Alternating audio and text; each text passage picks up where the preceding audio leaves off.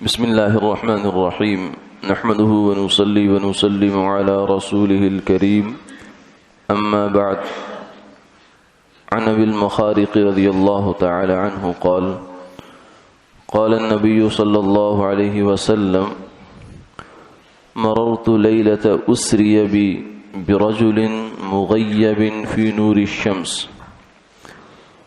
فقلت من هذا أهذا ملك قيل لا قلت نبي قيل لا قلت من هو قيل رجل كان لسانه رطبا من ذكر الله وقلبه معلق بالمساجد ولم يستسب لوالديه أو كما قال عليه الصلاة والسلام۔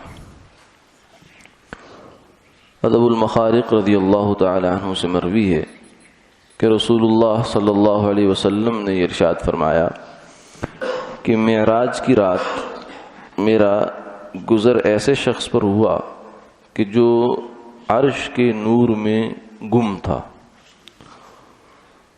میں نے پوچھا کہ یہ کون ہے، کیا یہ کوئی فرشتہ ہے؟ تو جواب دیا گیا نہیں۔ میں نے کہا یہ کوئی نبی ہوں گے؟ جواب دیا گیا نہیں۔ میں نے پوچھا پھر یہ کون ہے؟ فرمایا کہ یہ وہ شخص ہے کہ دنیا میں جس کی زبان اللہ کے ذکر سے تر و تازہ رہتی تھی اور اس کا دل مسجد میں لگا رہتا تھا، اٹکا رہتا تھا، اور اس نے اپنے والدین کو نہ کبھی گالی دی نہ کبھی گالی کھائی۔ حدیث مبارکہ کا مفہوم واضح ہے کہ معراج کی رات جہاں آپ صلی اللہ علیہ وسلم نے بہت سارے عجائب اور اعمال کے نتائج دیکھے ہیں، جس میں برے نتائج بھی ہیں اور اچھے نتائج بھی ہیں۔ ان میں سے ایک واقعہ یہ بھی ہے کہ ایک شخص کو دیکھا کہ وہ عرش جو ہے یہ اللہ کی تجلی اعظم، سب سے بڑی تجلی جو ہے وہ عرش پر پڑتی ہے، اس کا مرکز ہے۔ تو اس کا جو نور ہے اس نور کے اندر یہ بندہ گم تھا، یعنی بالکل اتنا اندازہ ہے کہ اس کے اندر آدمی ہے لیکن اس پر نور گویا کہ نور میں کھویا ہوا ہے، جیسے کہ آدمی پانی کے اندر بالکل ڈوبا ہوا ہو مکمل سر سے لے کر پاؤں تک۔ تو اس طریقے سے اللہ کے عرش کے نور میں یہ شخص گم تھا۔ تو آپ نے پوچھا کہ یہ کون ہے؟ ہو سکتا ہے فرشتہ ہو۔ جواب دیا گیا، یعنی جبریل امین علیہ السلام نے یہ جواب دیا کہ نہیں، فرشتہ تو نہیں ہے۔ پھر فرمایا کہ اتنا بڑا مقام کسی نبی کا ہوگا؟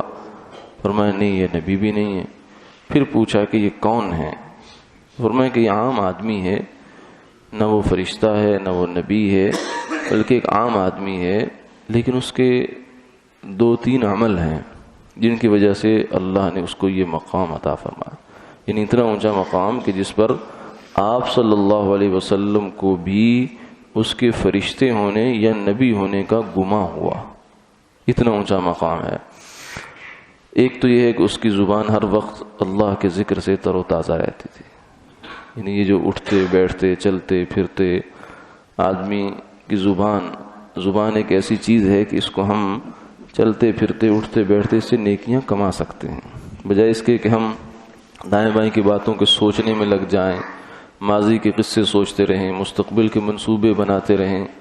اس کی بجائے اپنے آپ کو اللہ کے ذکر میں انسان لگا دے، اپنے اوقات کو ذکر کے اندر ایسے مصروف کر دے جیسے وہ شخص عرش کے نور میں ڈوبا ہوا تھا، یعنی ہمارا کوئی وقت کوئی لمحہ اللہ کی یاد سے خالی نہ گزرے۔ جب نہیں گزرے گا تو ہم ذکر میں ڈوب گئے، اور ذکر میں ڈوب گئے تو اللہ کے عرش کے نور میں ڈوب گئے۔